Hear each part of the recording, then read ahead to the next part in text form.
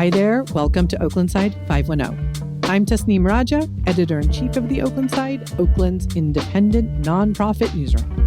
This week, we are taking a close look at Oakland's City Council, specifically how your representative is showing up and doing their job.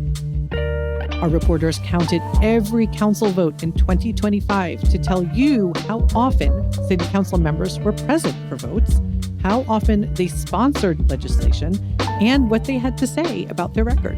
It's the kind of accountability data that should be easy to find, but isn't, unless someone does the work. City Hall reporters Eli Wolfe and Natalie Orenstein join me to break down what they found. Then, a deeply sad update on last month's mass shooting at a downtown Oakland nightclub. 1 in 5 funded city jobs is sitting vacant. A push to raise Oakland's minimum wage to $30 an hour. How license plate thieves can game the flock camera system. And you've heard me talk about the 12 Oakland high school students who are working with our newsroom. An update on our special fellowship program for local high schoolers interested in journalism. But first, a word from a local sponsor supporting this podcast.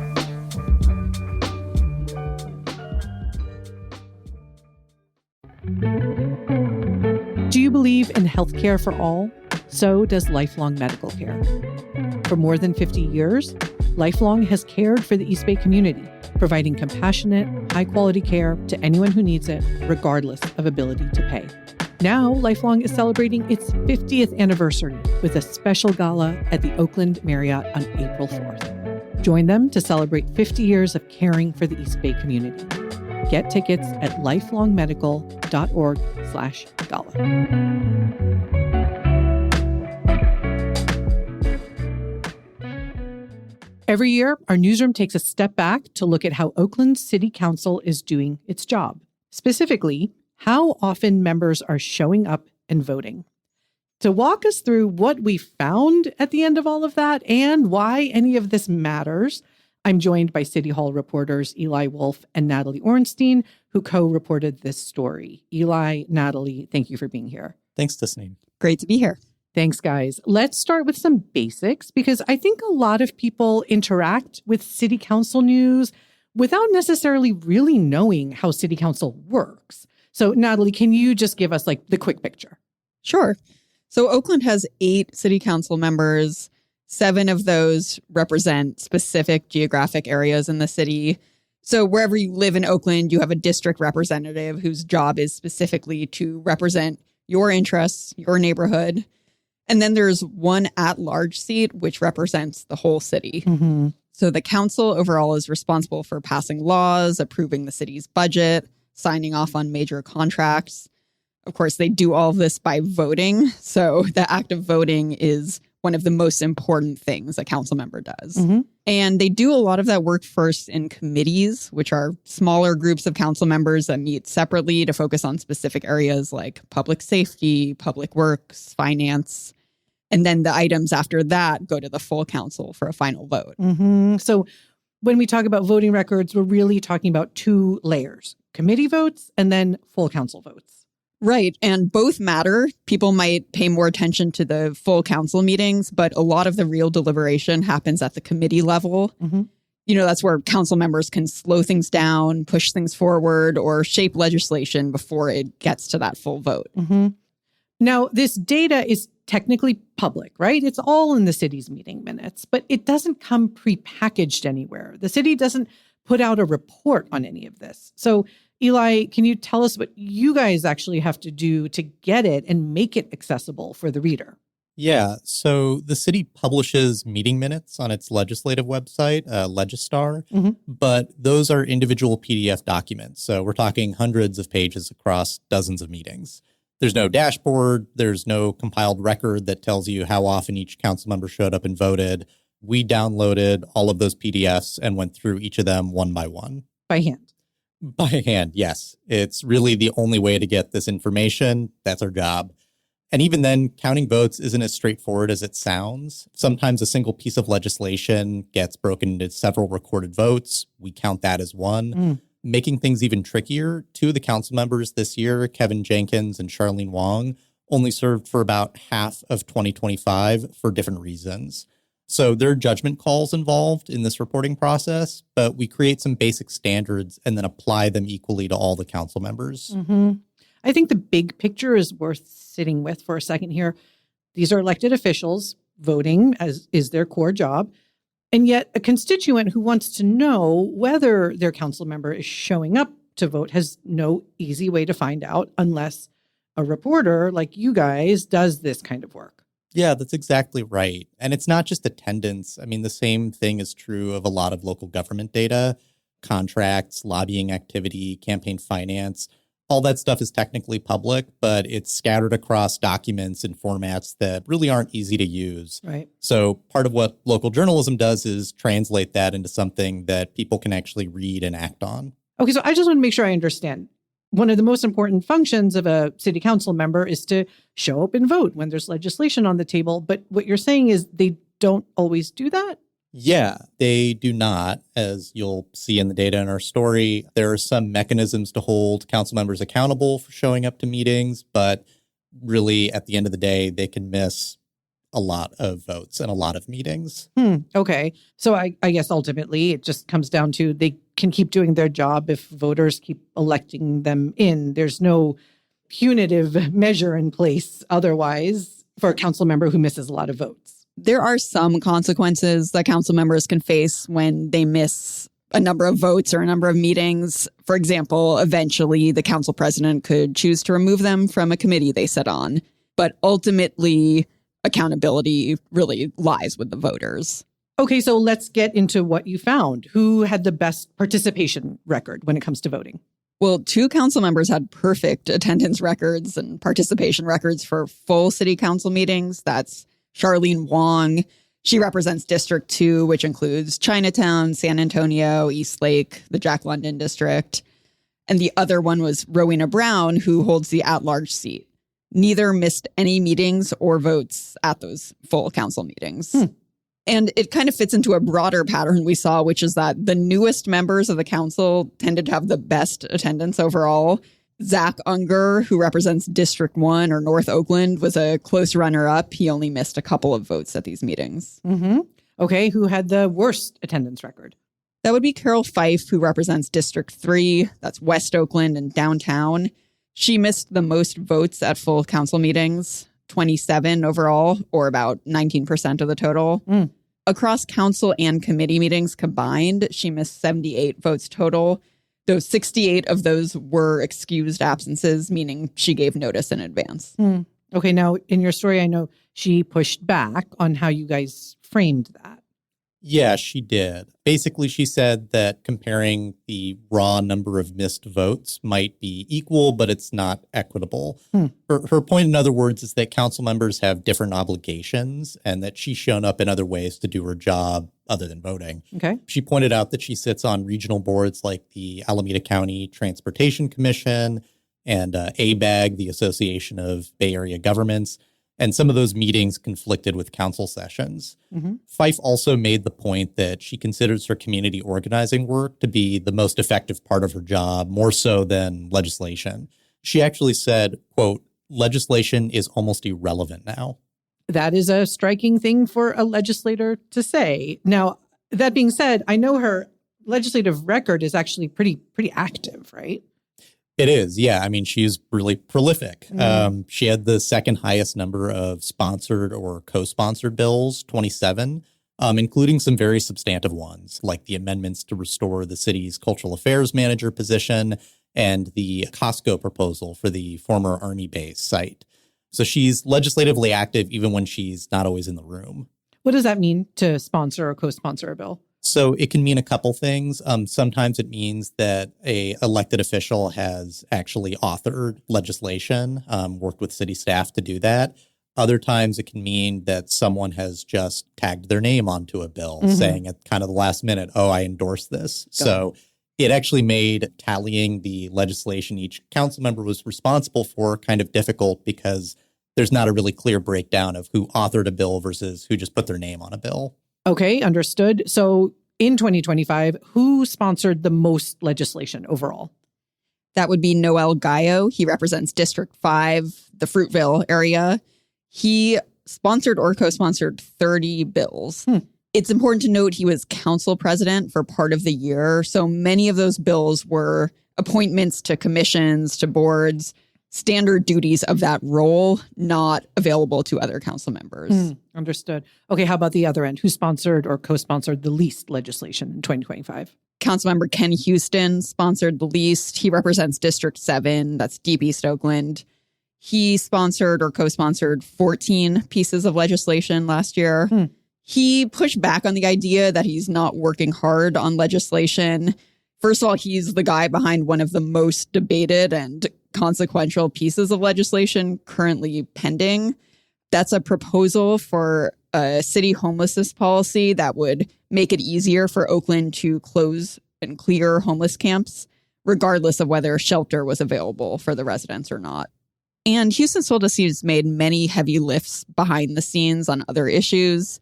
He pointed to things like the flock surveillance camera contract and his support for changing Oakland's police pursuit policy.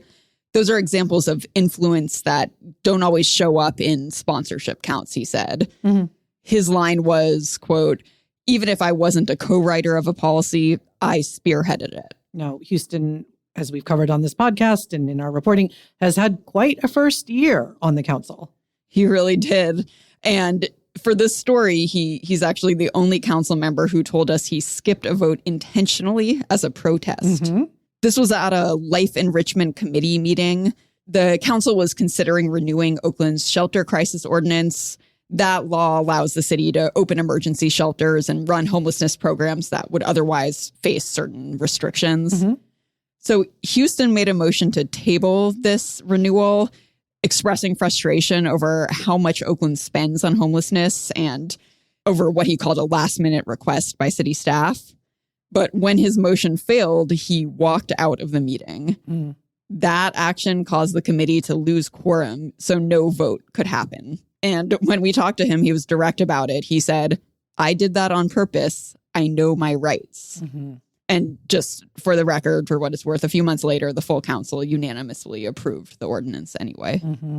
You know, I think it's really helpful to dig into some of these specific votes. Another one that I think is a good example of why it's important to sort of, be able to see the mechanisms in place here is the flock vote. That came up a couple of minutes ago. Eli, can you tell us a little bit more about how Charlene Wong navigated that one? Yeah, that meeting was super contentious. Wong heads the Public Safety Committee, and she presided over a meeting that lasted several hours where community members on both sides were arguing passionately about surveillance, privacy, and civil liberties. Wong ultimately voted to approve the contract, but she wanted amendments added, including stiff fines if Flock violates the city's data sharing rules and a requirement to search for a new vendor when the contract expires. I think there were a couple other things. She described it as a vote she had to make under, quote, not ideal circumstances. Okay, what about Rowena Brown, the at-large council member, and the other council member with a nearly perfect record? So what stood out to you guys about her first year? Yeah, Brown was really methodical. She had one excused absence at a rules committee meeting all year, and she said she couldn't even recall what that was for. On legislation, she was pretty deliberate about building coalitions. This is something she talked about with me. One example is an ordinance that she authored last year to create entertainment activation zones around commercial corridors. The intent here is to boost Oakland's nightlife and foot traffic and just overall economic vitality.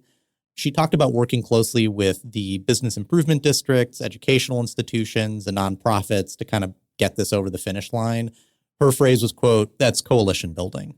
Natalie, zooming out, what do you think people should actually take away from this reporting? Well, the most basic thing is accountability. Voters deserve to know whether their representatives are showing up. Sure.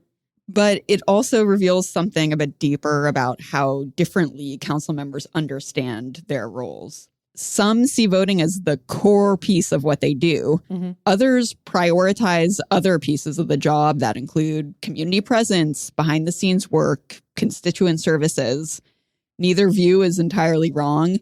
But if you're a voter, it matters which one your representative holds. And right now, without reporting like this, you wouldn't have an easy way to find out. And that is why you guys do this every year. Exactly. And if I can just add here, if listeners have other ideas for things we should be looking into, things we can quantify, measure, or just reveal about how City Hall works, please let us know.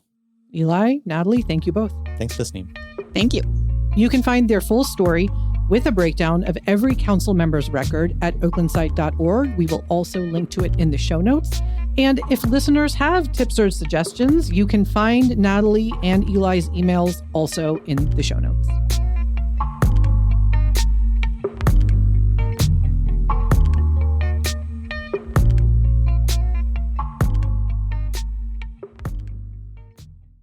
All right, let's get into some other recent reporting from our newsroom. There's more in the full stories online, which we will link to in the show notes, and you can always find at oaklandside.org. Reading these stories is the best way you can learn about our city and help out our newsroom. Please sign up for our daily newsletter if you want to get our reporting in your inbox. I'm going to start with a deeply sad update on last month's mass shooting at Easy's Lounge, a downtown Oakland nightclub. 2 people were killed in the March 7th shooting. One of them was Letitia Bobo, a 33-year-old teacher known for running after-school writing clubs and mentoring students who needed extra support at her San Pablo charter school. Bobo's family held a memorial service this week, and Caliber Public Schools canceled school for the day so students and staff could attend.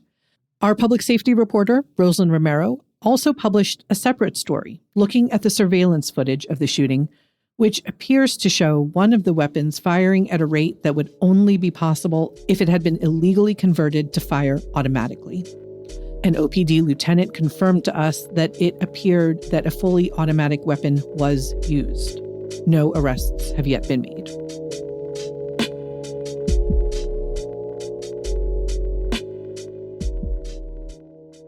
Now, here's a story that touches a lot of the frustrations Oaklanders feel about city services.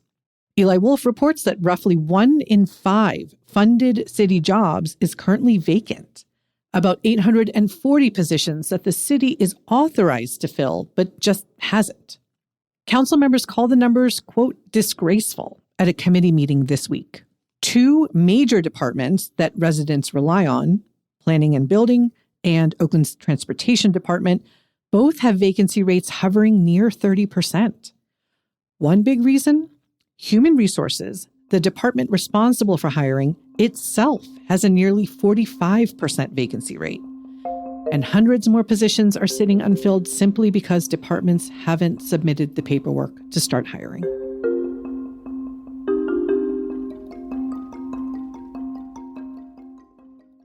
There's a big ballot fight shaping up for November.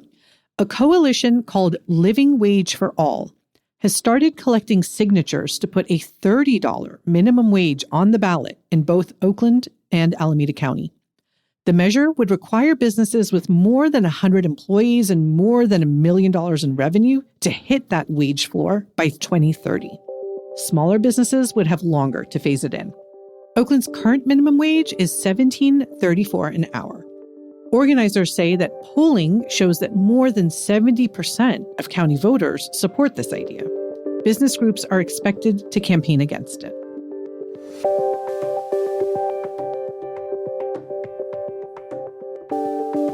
Here's an unintended consequence of Oakland's growing network of license plate reader cameras. Eli reports that thieves are increasingly stealing license plates and swapping them onto their own vehicles to evade the cameras. That's what happened to Ann Nomura, an Oakland resident who was pulled over by multiple Alameda County Sheriff's deputies on her way to work in Hayward after her plates had been swapped without her realizing it. No guns were drawn, but Nomura said she was being treated as a potential criminal and she believes she could have been hurt.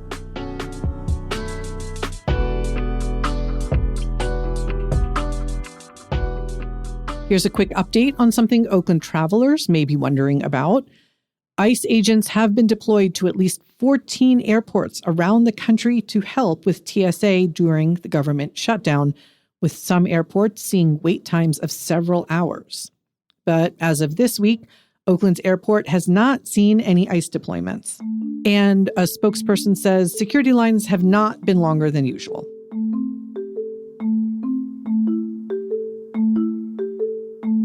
Now, I want to share some good news from our own newsroom. The Oakland Side launched a student reporting fellowship this year. You may have heard about that. And we now have 12 Oakland public high schoolers working alongside our reporters. They were selected from about 80 applicants.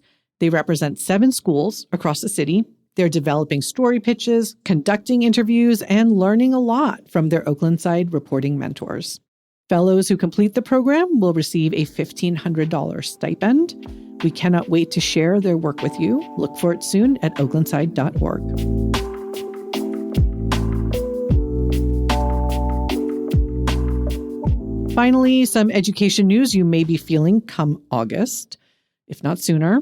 Ashley McBride reports that Oakland parents and teachers are pushing the district to act now on a persistent problem: overheated classrooms. Roughly 2,100 OUSD classrooms, making up more than 75% of OUSD's indoor space, lack any cooling system. During a heat wave last week, some classrooms hit 82 to 84 degrees. Parents at Sequoia Elementary have been buying their own thermometers and portable AC units to measure and address the problem. Now they're pushing the district to do the same district-wide before school starts in the fall. OUSD has about $8 million in bond funds set aside for ventilation and air quality improvements that hasn't yet been allocated to specific projects. All right, that's it for headlines. We'll link to all of this reporting in the show notes.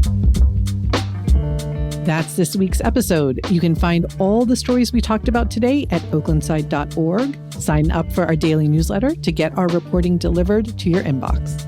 This episode was produced by Mark Nieto, edited by Darwin Bongram, and hosted by me, Oaklandside Editor-in-Chief Tasneem Raja. On behalf of our entire newsroom, thank you for showing up for Oakland. We'll see you next week.